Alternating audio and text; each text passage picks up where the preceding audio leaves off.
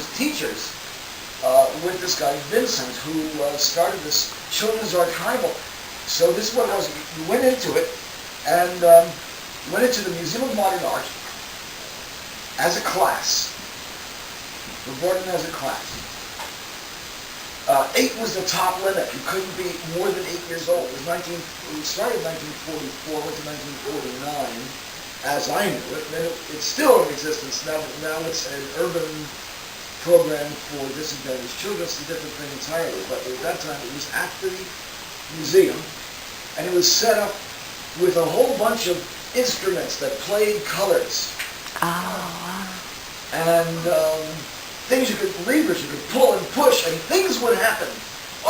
Jean Arc made some cutouts that flew around as you pulled levers, and kids would pull them together and make these things fly, these art sculptures fly around the place.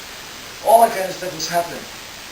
Then there was an area where the kids got materials and would do anything they wanted to do, and the parents were kept away so that they would not interfere or get expectations in there or say it doesn't look like anything, or what's that supposed to be, or any of the things that parents do to destroy the artistic and creative nature of children. Anyway, so what happened is I did these things there with these wonderful, Alexander Calder came in and taught a class, and we had, it's a marvelous, incredible French and German and Italian and Yugoslavian and Polish and Russian, all who were escaping Europe and escaping the havoc in Europe.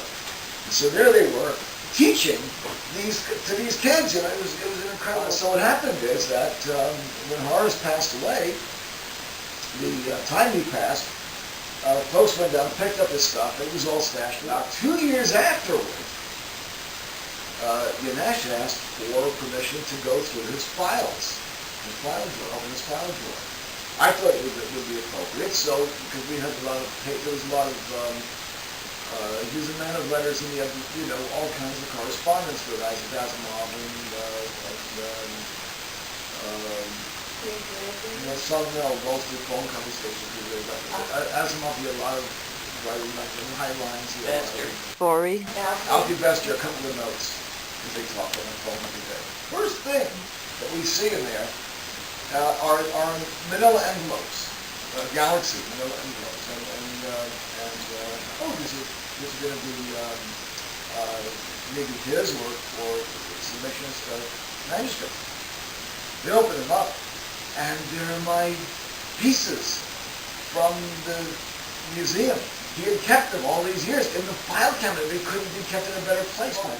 This piece here is this big by this big, and it's on a paper, an oatmeal paper it's called, and you can see what has happened to it over the past 60-something years. This is 1949. This piece, and it took me 3 days to do this piece, relentlessly and continuously rather than scratch. It's just what I have. So then, this is 1944, here in the 1944. This is a story about education. This actually is a book on education. And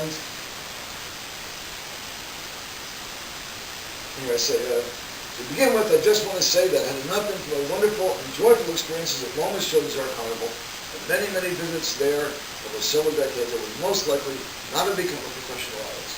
That's a fact, yeah. So these are some things that I did as a kid.